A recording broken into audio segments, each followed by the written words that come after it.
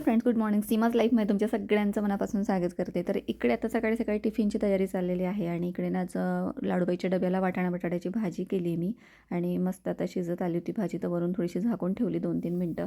त्यानंतर हे प्लांट्सना आपण खूप दिवस झाले लावले होते आणि पाण्यातच लावले होते, तर आता छान असं त्यांना मुळा वगैरे यायला लागलेले आहेत आणि याला पण एक छोटंसं नवीन पानं आलेलं आहे. इकडे लाडूबाईची तयारी चाललेली आहे, नाश्ता वगैरे चालला आहे तिचा आता आणि कॉलेजला जाईल ती. त्यानंतर दुपारची कामं वगैरे आटोपली आणि म्हटलं आता चला हे पतंग वगैरे खूप असे त्यांनी राडा करून ठेवला आहे आणि ते जरा आवरून घेऊया म्हटलं. तर इकडे आता हे पतंग वगैरे आवरायला आले, तोपर्यंत इकडे ना कटलेल्या वगैरे पतंग होत्या, तुम्हाला बोललीच होती, त्या पण मी जरा जपून ठेवल्या. तर म्हटलं त्याचंच काहीतरी दाखवूया तुम्हाला. तर मग चला आता काहीतरी बनवूया आपण मस्त क्राफ्ट आणि तुमच्याशी शेअर करते. तर इकडे हे मांजा वगैरे म्हटलं जरा आवरून ठेवूया म्हटलं, पुढच्या वर्षी कामात येतील, कारण एकदा का संक्रांत झाली ना मग काही उडवायला वगैरे पतंग म्हणजे मुलांना इंटरेस्ट राहतच नाही. तर म्हटलं चला खूप जास्तच घेऊन आले होते, ते उरलेल्या त्या पतंग आणि मग ते आता एकत्र करून व्यवस्थित मी ठेवून देणार आहे. तर चला म्हटलं आधी तुमच्याशी क्राफ्ट वगैरे शेअर करूया आणि त्यानंतर मग आवरून घेऊया म्हटलं. तर आता एका बाजूला ठेवून दिल्या आणि मला जे लागतं आहे फाटलेल्या पतंग त्या, तर त्या मी आता घेते सोबत.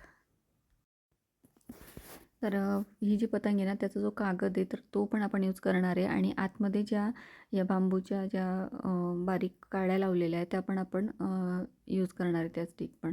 तर या ठिकाणी आता मी काढून घेतलेल्या आहे त्या आणि त्या आपण त्याला ना कव्हर करून घेणार आहे. यामध्ये जो ग्रीन म्हणजे कागद आहे ना, ह्या पतंगमध्ये जो ग्रीन कलरचा कागद यूज केलेला आहे तर तो आपण वापरणार आहे त्या स्टिकला कव्हर करण्यासाठी. तर ग्लूच्या साहाय्याने आपण ते कव्हर करून घेणार आहे व्हिडिओत दाखवल्याप्रमाणे आणि मग दाखवते तुम्हाला पुढे काय करायचं ते. तर या ठिकाणी आता ग्लू वगैरे लावून घेते त्याला आणि लागलीच लागून जातो, कारण घोटीव कागद जसा असतो ना तसाच तो कागद असतो, त्यामुळे पटकन असा लागतो तो. फक्त थोडासा बारीक असतो म्हणजे लवकर फाटतो तो. तर या ठिकाणी लावून घेते आता मी.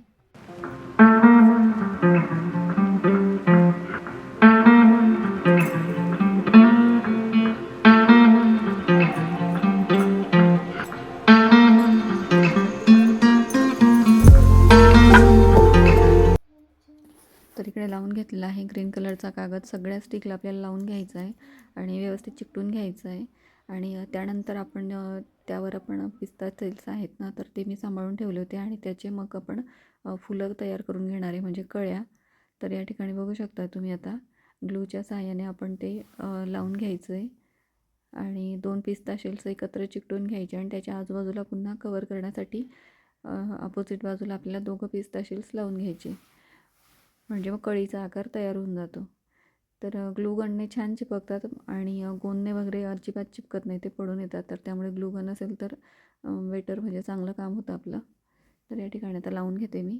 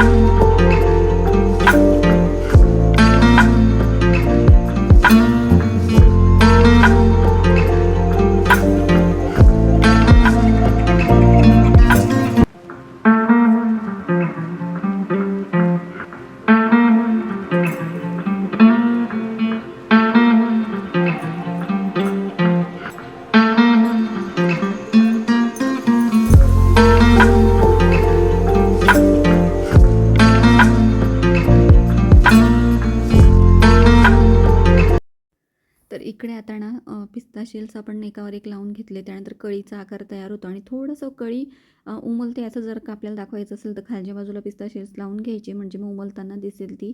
आणि याच पद्धतीने सगळ्या मी ज्या स्टिक आहे त्यावर हे पिस्ता शेल्स लावून घेते आणि अशी फुलं तयार करून घेते आता. आणि तयार झाल्यावर खूप सुंदर दिसत होते. तर एखाद्या काचेच्या बॉटलमध्ये जरी ठेवले आपण तरी खूप रिच वाटणार आहे एखाद्या कॉर्नरमध्ये वगैरे, आणि खूप सुंदर दिसत होते. तर मस्त असं कटलेला पतंग आणि हे पिस्ता शेल्सचं असं आपलं हे छोटंसं DIY तयार झालेलं आहे.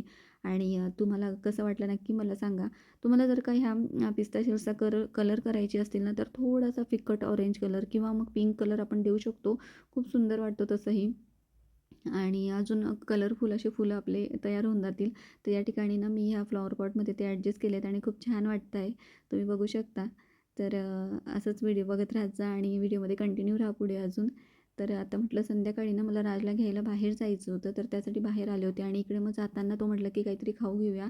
तर मग त्यांच्यासाठी थोडंसं खायचं खाऊ पण घेतलं. जरा बेकरीवर गेली होती आणि त्यांना ना आज दाबेली खायची होती. तर म्हटलं चला दाबेली पण आपण पार्सल घेऊया, कारण लाडूबाई पण येणार होती संध्याकाळी कॉलेजवरनं म्हणून.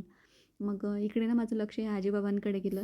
तर म्हटलं असं आपण ना मस्त एन्जॉय करायचं म्हातारपणी आणि काही नाही लक्ष द्यायचं की सुना ठेवत नाही आहे किंवा सुनांकडे आपण राहत नाही आहे आणि मुलगा आपला बाहेरगावी आहे. काही टेन्शन घ्यायचं नाही. मस्त आजीबाबा एन्जॉय करत होते. बाहेर भाज्या घ्यायला आले होते वाटतं ते आणि दोघंजणं गप्पा मारत बसले होते आणि मस्त दाबेली एन्जॉय करत होते.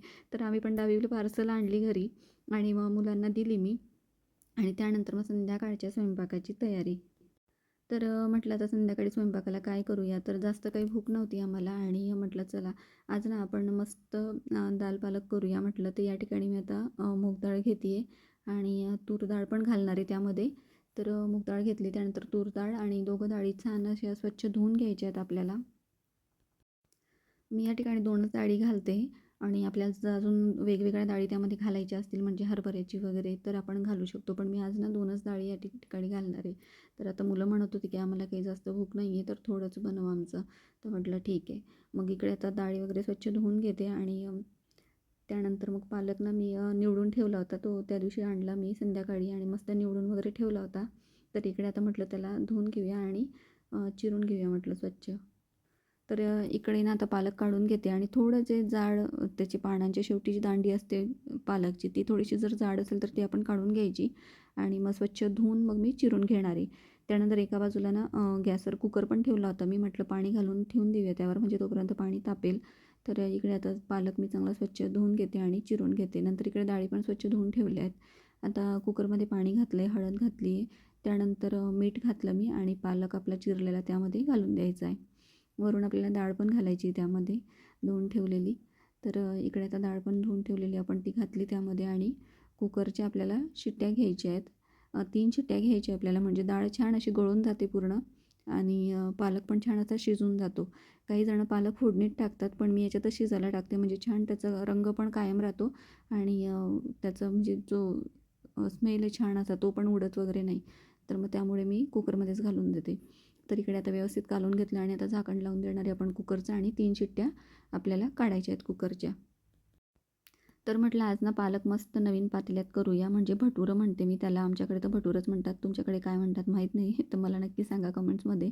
तर हे आपल्या वास्तुशांतीला आलेलं होतं आणि माझ्या वडिलांनी दिलं आहे ते. तर म्हटलं चला त्याचा आता मुहूर्त करूया. 3-4 महिने झालेत आपल्याला घरामध्ये शिफ्ट होऊन. तर म्हटलं चला आज त्याच्यामध्ये काहीतरी करूया म्हटलं म्हणजे त्याच्यात ना बिर्याणी वगैरे पुलाव छान होतो. पण म्हटलं चला आपण ना आज पालकच करूया आणि छान मस्त आतून कलई वगैरे करून आणलेला आहे. तर या ठिकाणी आता ते मी स्वच्छ धुवून घेते आणि मग त्यामध्ये आपण फोडणी वगैरे देऊया. तर राजला म्हटली फ्रीजवर कागद ठेवू नको, मला पसारा नाही आवडत, मी नंतर आवरून ठेवेल. पण तो तिथेच ठेवून गेला. आता मी काढून घेतला आहे तो कागद आणि मग इकडे आता भटुरं वगैरे स्वच्छ धुवून घेतलं आणि त्यानंतर मग इकडे तूप घातलं आहे मी. तुपात आपण फोडणी देणार आहे. तर जिरे मोहरी घातलेली आहे. तूप चांगलं गरम झाल्यानंतर कढीपत्ता घातला आहे, लाल मिरची घातलेली आणि आपण हिरव्या मिरच्यासुद्धा 2 घातलेल्या आहेत. त्या काही खूप तिखट नाही आहे. नंतर मग हळद घातली आहे आणि बारीक चिरून घेतलेला कांदा घालायचा आहे. छान असं परतून घ्यायचं आपल्याला. त्यानंतर धणेपूड घालायची, त्यामध्ये लाल तिखट घालायचं आहे. मस्त रंग आलेला आहे आणि आपण टोमॅटो प्युरी करून घेतलेली आहे. 1 टोमॅटो मोठा होता तर ती आपल्याला टाकायची आणि छान परतून घ्यायची तेल सुटेपर्यंत. चांगली जर का परतवली नाही ना तर मग तिचं म्हणजे कच्चा असा फ्लेवर लागतो आपल्याला टोमॅटोचा. तर मग त्यामुळे छान टोमॅटो घातल्यानंतर चांगलं परतून घ्यायचं तेल सुटेपर्यंत. आणि आता आपण त्यामध्ये ना ही जी डाळ शिजवून घेतली होती पालक आणि डाळ तर मस्त अशी शिजून गेलेली आहे आणि ते आता आपल्याला घालून द्यायचं आहे त्यामध्ये. तर फोडणी आपली रेडी झाली आणि त्यामध्ये डाळ पालक आपल्याला घालून द्यायचं आहे. मस्त असा कलर आलेला आहे आणि छान 5-6 मिनटं उकळून घ्यायचं आहे थोडंसं घट्ट होईपर्यंत. चवीनुसार मीठ घालायचं आहे, त्यामध्ये वरून कोथिंबीर घालायची आणि आपला दाल पालक मस्त रेडी होणार आहे. त्यानंतर इकडे ना मी जिरा राईस करत होती तर जिरे घातले आणि तमालपत्र घातलं आहे तुपामध्ये. 2 चमचे तूप घेतलं होतं आणि आपलं राईस मग पाणी वगैरे घालून 3 शिट्ट्या घ्यायच्या. राईस आपला रेडी होईल. इंद्रायणी राईस करणार होती मी.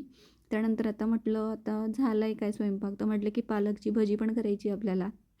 तर म्हटलं चला पालक बारीक चिरून घेतला, त्यामध्ये हळद घातली आहे, ओवा घातला आहे, जिरे घातलं आहे, त्यानंतर तांदळाचं पीठ, डाळीचं पीठ घातलेलं आहे, चवीनुसार मीठ घालायची, लसणाची पेस्ट घालायची, मिरचीची पेस्ट घालायची आणि मस्त आपल्याला घोळ तयार करून घ्यायचं आहे. पातळ अजिबात करायचं नाही आहे, थोडंसं घट्ट राहू द्यायचं आहे आणि आपली पालकची भजी मस्त गरमागरम फ्राय करून घ्यायची तेलामध्ये आणि कुरकुरीत आपली पालकची भजी रेडी होऊन जाते. तर आजचा असा काही मेनू होता जेवणाचा.